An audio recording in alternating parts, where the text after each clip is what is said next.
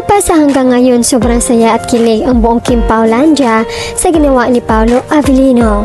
Sa naganap na Thanksgiving party ng The Alibay ay hinarana naman ng aktor ang buong cast at production team ng The Alibay kasama ang mga big boss. Subalit super kinilig ang lahat lalo na si Kim Chiu nang pinalitan ng aktor ang lyrics ng kanta para patamaan si Kim. Ayon kay Paolo, in love ako sa isang mala, Stella. Todo naman ang yawan mula sa makasamahan nito. Makikita na sobrang saya at kinilig din si Kim sa kanta ni Paolo at todo support ito sa kapareha. Komento ng mga funny, kay Kim Chiu niya lang ginawa yan ang pinapalitan yung lyrics.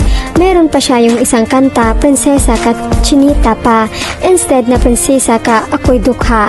Layag na talaga sila. Yan ba may niligawan na Bini member? Idi sana dumistansya si Kim kay Pao. Huy mabashers, masama yan, huwag gagawa ng issue na hindi totoo. Galing naman talaga, layag na. Kim is genuinely happy, basag naman ang mabashers kay Paolo. Love it. Sige, idaan mo na sa kanta ang pag-in love mo kay Kemi. Kaya pala kumanta si Pao para iparating niya na in love siya sa mala Stella. Malapit na mapaamin na si Pao next year ang promise ni Pao kay MJ Felipe. Sinabi na ni Paolo kung kanino siya in love, clear na clear. Yun pinakamasaya at pinakakilig na wrap-up party.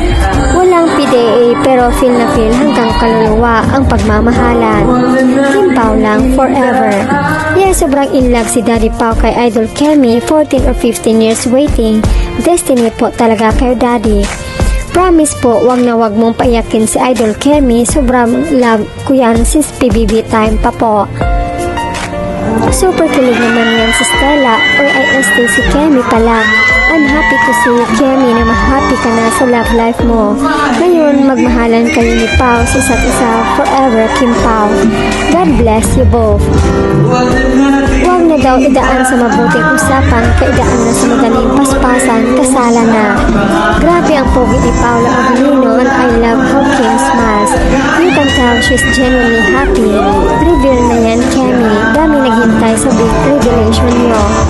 Ginalaw ni Paolo ang baso kasi nakibeso si Gerald. I love talaga sobra Pao kay Kemi. Talaga naman lahat gustong-gusto si Pao para kay Kemi. Walang pagtutol ang universe. Pao, tuloy lang kayo sa pagmamahalan. Nandyan pa sa harap nila si Ma'am Jorge Villanes at Shasha Padilla.